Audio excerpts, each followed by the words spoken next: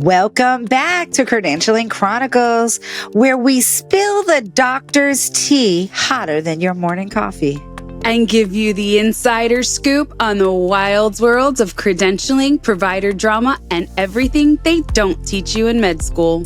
I'm Shannen, and she's Nyleen, two credentialing pros with front row seats to the chaos, looking to make you a part of it. Yes, we want you to engage in spilling this tea with us. We need your love and likes, and we want to know what you think too. Look for us, please, on LinkedIn, Instagram, and yes, baby, even TikTok. Yes, we love to see your love. From fraud scandals to burnout breakdowns and why your favorite surgeon might actually be banned from 5 hospitals. Honey, we've got the gossip and the practical advice to keep you out of trouble and ahead of the game. So grab your coffee, your compliance checklist, and maybe a lawyer, and let's get into it.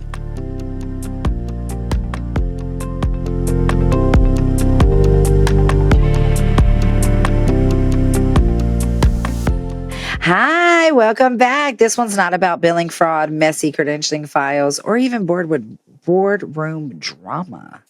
This is more about something darker, something that breaks trust at the deepest level, like everything we talk about. Isn't that true? We're talking about 2 doctors, 2 different states, 2 different patient populations, both facing, guess what? Federal charges for possessing and receiving child abuse material, as you would imagine. And these aren't back alley unlicensed hacks, okay? These were respected physicians, one at a world famous children's hospital and the other at a veteran affairs medical center. The crimes alleged will shake you. And this episode is not for minors and the content is sensitive. So we warn you now, please be advised that this case may be triggering for some. Additionally, we have not been part of credentialing any of these providers, thank God. This episode of Credentialing Chronicles is sponsored by Med Elevate Solutions, your partner in turning healthcare chaos into operational clarity. With deep expertise in ASC, hospital, or physician office operations, clinical workflows, and compliance, their team helps you work smarter, not harder. Learn more at medelevatesolutions.com, simplifying processes, amplifying outcomes, one facility at a time. So let's start in Ohio with the Buckeyes. We've got 73-year-old doctor. So that means he's kind of been around for a long time. You know what I'm saying? I do, honey. So he was a geneticist and a dysmorphologist at a children's hospital. And he's the kind of doctor that parents would see when they needed answers about their child's rare medical condition. So for decades, he had the credentials, the prestige, and on paper, the medical trust of the community. And those are always the worst kind, right? I mean, that's just, it's all the time, right? Dysmorphologist,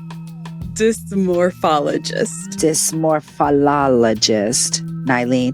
I'm sorry. You have to expand on that for a minute because, Okay, so a dysmorphologist is a medical specialist, usually a pediatrician or a geneticist, who diagnoses and studies congenital anomalies like birth defects, and unusual physical features, especially those that are caused by genetic conditions or certain types of syndromes.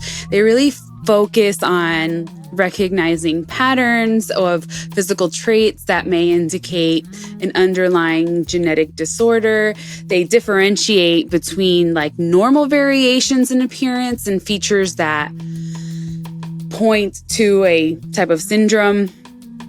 They also guide for their testing. So they'll be the doctor that orders that genetic test, a special imaging, or knows which other specialists to refer to do, more in-depth testing. And then they help the families of these children really understand the diagnosis, implications, what's to expect, whether it may affect their lifespan or not. So it's a pretty niche area of medicine. So think of them a little bit kind of like detectives of the human form. They notice subtle clues in like facial structure or body proportions and other features that most people, like even other doctors, might overlook.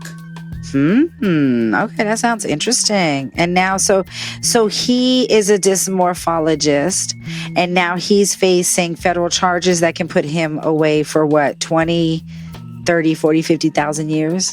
Hopefully, right? Well, I mean, he's already 73, right? So I hate to say it, but it's like, right? So let's talk a little bit about how this unfolded. And it was February of this year, so it's a 2025 case.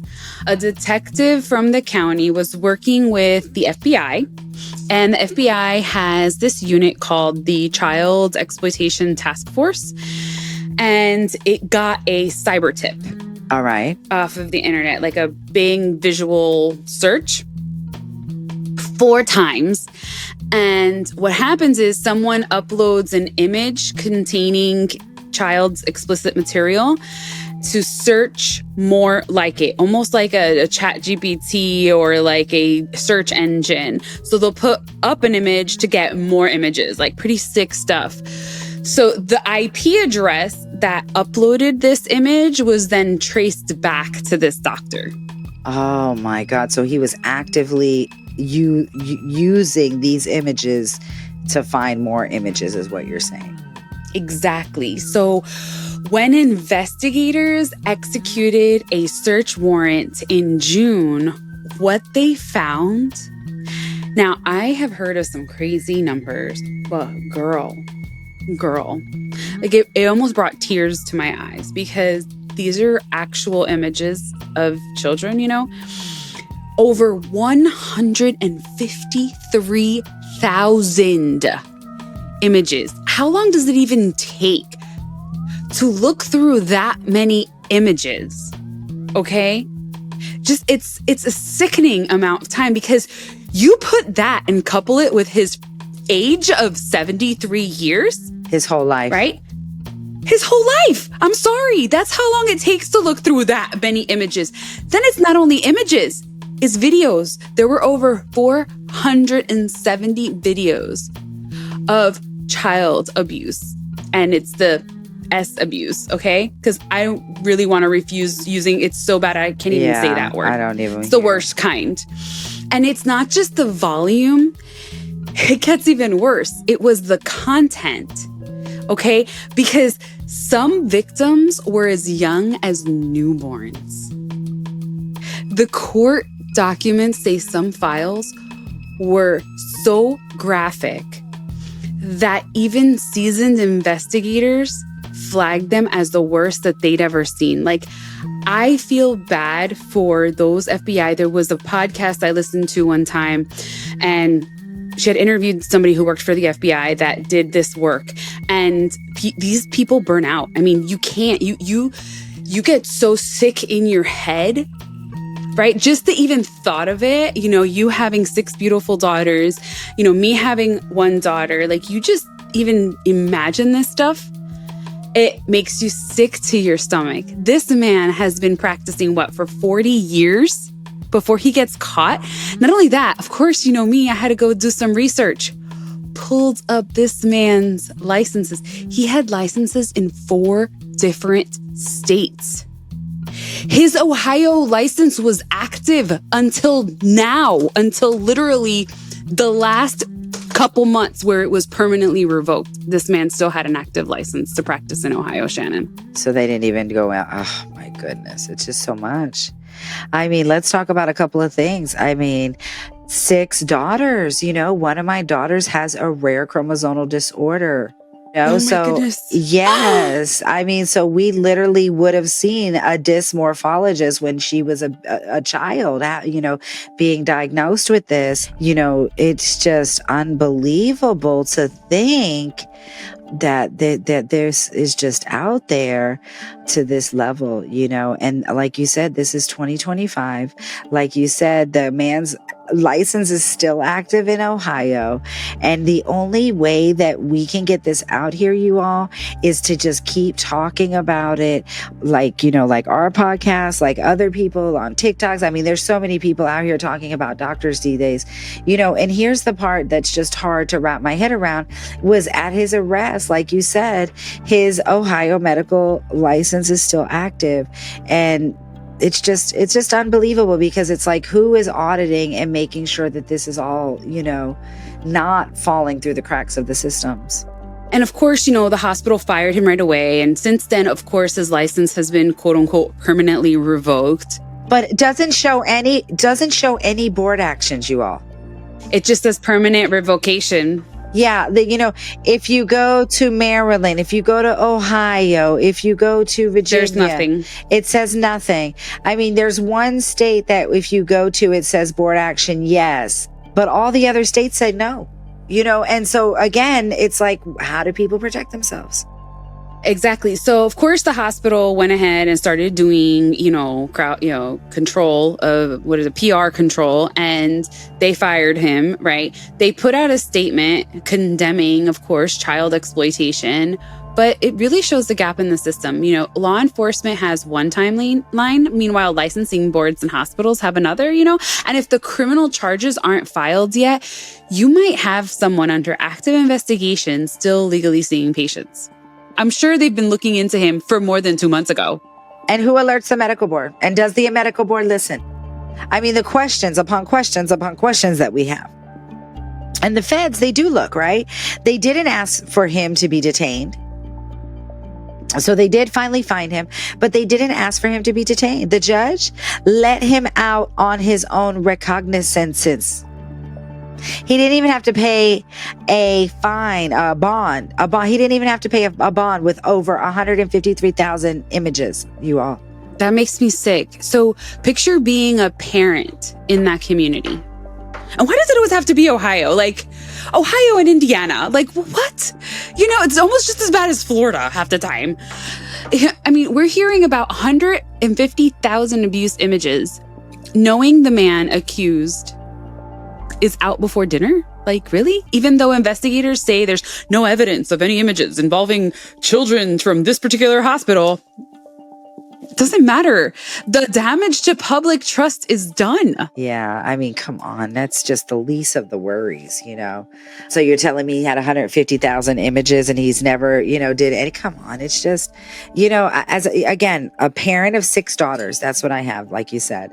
And every single one, I've never let them in a doctor's room by themselves. I've never let, I mean, even now, some of them are over 21. Don't let them go in bathrooms. No sleepovers. None of that. I was in Denny's the other day, and there was a claw machine right outside the front door. My daughter said, "Oh, can I go over there and look at the stuffed animals?" Nope, you'll be right here with me, up under my arm. Don't play with me, because it's just woo, woo, woo, woo. And now, let's go over to Bedford, Massachusetts. I think it's a different hospital. It's even a different patient population, you all. But let me tell you one thing. The accusations are eerily familiar. Well, there's this doctor, another 70-year-old. Yes. Can we talk about that for a second? Another 70-year-old? So, I mean, they say when you catch a person, it's not their first time. Of course not. Especially not with these types of disgusting sexual deviancies. Like, you mean to tell me this man was never married? You mean to tell me his wife or wives or whatever never knew? Come on. Come on. I mean, there has to be some accountability out there, everybody. Ow. I don't even know. I'm just ow to the system, Yeah, so this doctor was working in the Veterans Administration. And, we have the Veterans Administration is very near and dear to our heart. We interviewed Dr. Cohen, and we know that the veterans, seek care at the Veterans Administration for a reason, right? We have that system in place. His patients were all veterans, men and women who've already given more than most of us could. And while he was supposed to be caring for them, investigators alleged he was downloading and storing child essay material right in his office. Girl, I looked him up because that's what I do. I looked him up. That's what I do. This man had licenses in 3 states: Massachusetts, New York, and Pennsylvania. All right there. Okay. So, we're talking about Virginia because he got caught at 70. But still, the point is that, what did we say? Pattern of behavior. You didn't get to 70 and just start doing this. You did not. And I will never believe that. I will never, ever, ever believe that, Nyleen. Because I'm sorry, did you say in the office? Yes, here's how it started, girl. Let me tell you. Law enforcement, another cyber tip. Well, and thank God that the cyber tips are working. Hello, right? Like, we need an AI program for this to target this. Thank God. So anyway, cyber tip. Hey, cyber tips, which is even like, you have to be watching it to give the cyber tip. So I'm a little questioning that too. But anyway, over 100 files were suspected to be uploaded to a Google account. For those of you that don't know, Google is public. Anything you upload to your Google Drive is findable. When they talk to him, he allegedly admits to viewing, downloading, and saving pornography or pornographic images involving female minors. They go ahead and seize his devices, and they confirm a couple of these files. They confirm those minor files on top of over tens of thousands of different types of pornography files. And yes, some of that was on a cell phone that he kept in his office at the Veterans Administration. Yeah. And so this is what he's doing when he's supposed to be doing some patient care, right? I mean, thank God they were investigating, and it's not like, it seems like he was very messy about it, right? And that's the thing. Thank God, right? 70 years old. He's finally messy about it. He's so comfortable in his, flagrant leaving everything around, right? And truly, it's like he wanted to be caught, right? It's in a federal facility that he's being flagrant with this information, and leaving it all about for everybody. Do people understand that, Nyleen? I don't know if our general public understands that, the VA medical center is a federal facility where patients are coming and going every single day. So what makes me more sick about this is, like, we know he had some minor incidents, meaning he had regular porn, but then he also had some minor, but not all children. Okay. So here's the difference between the Ohio case and this doctor. This doctor was arrested and detained. Okay. And detained pending a hearing. Prosecutors argued, the judge agreed that he should stay in custody until at least the detention hearing. Thank you, Massachusetts. The charges? Yes. 1 count. Okay. 1 count of possession. Okay. Wasn't a lot of counts. Okay. That's fine. The counts count 20 years in prison for each, with, the receipt charge having a mandatory minimum of 5 years. But my point is that he was detained for watching adult people the majority of the time. What are we doing? What does this say about how we're protecting our children and how we're protecting the people that hurt them? Mm-hmm. Because, if I'd done the calculations correctly, I'm not good at math, but if he had, what did you say? 100, tens of thousands, right? And then if each one carries 20 years, that would have been a lot more years, right? Than 20 years, because you would multiply it and then times it and add the 2. Right. So right now they only gave him 1 count so far. Yeah. Do you think maybe because he's 70?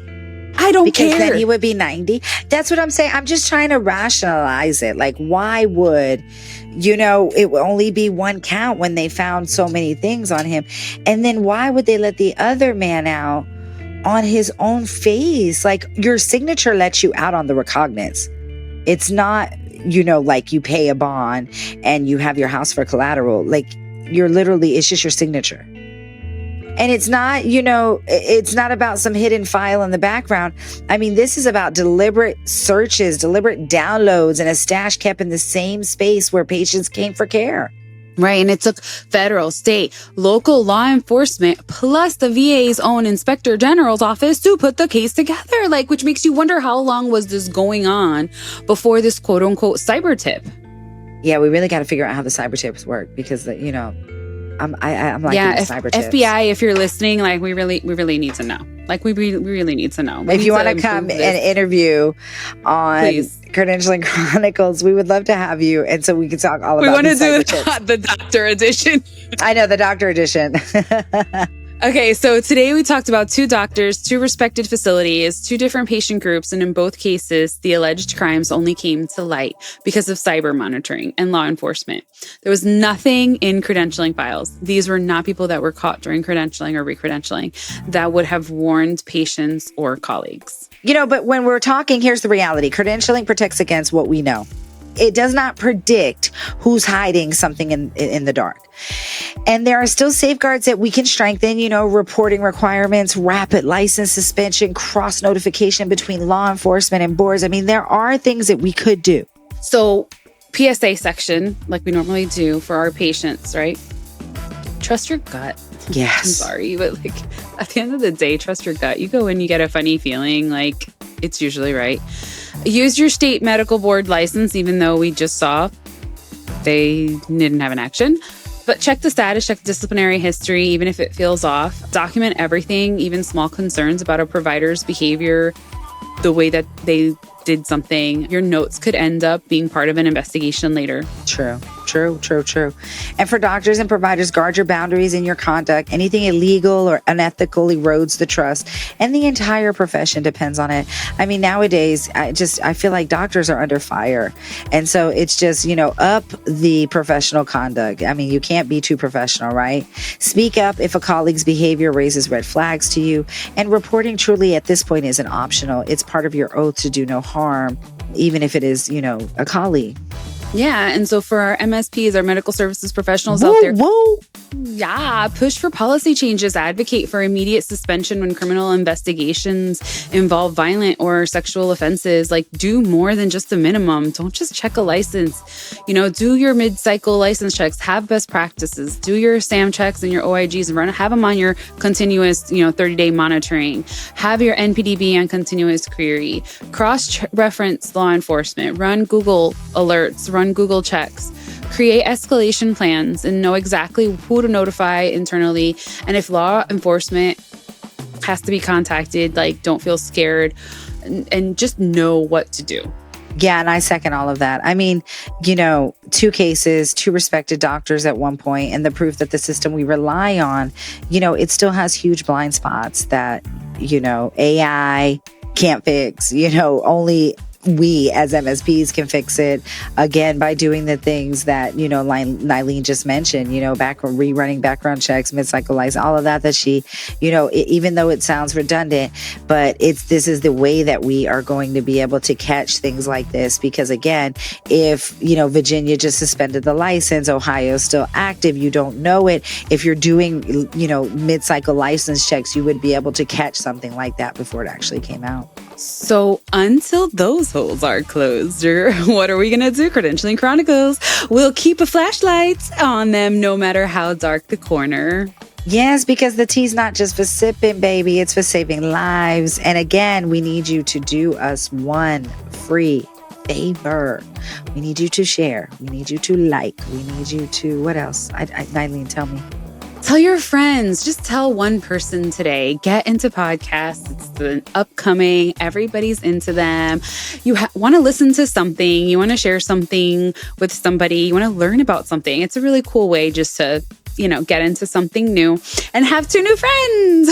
And we are not a dusty, boring, podcast. We are the cute #1 credentialing podcast in the United States, baby. All right. So next time, stay credentialed, not what, Nyleen? Not canceled. Woo, that was a whole lot of tea. Who knew doctors had more drama than reality TV? And if you think that was wild, just wait till next week. We've got more stories, more scandals, and more credentialing chaos coming your way. And if you love the tea, please don't keep it to yourself. Like to show us you're listening. Please comment and join the conversation. And follow us on LinkedIn, Instagram, and TikTok. Also, share so everyone else can sip with us. Yeah, so see you next time on Credentialing Chronicles. Stay credentialed, not canceled.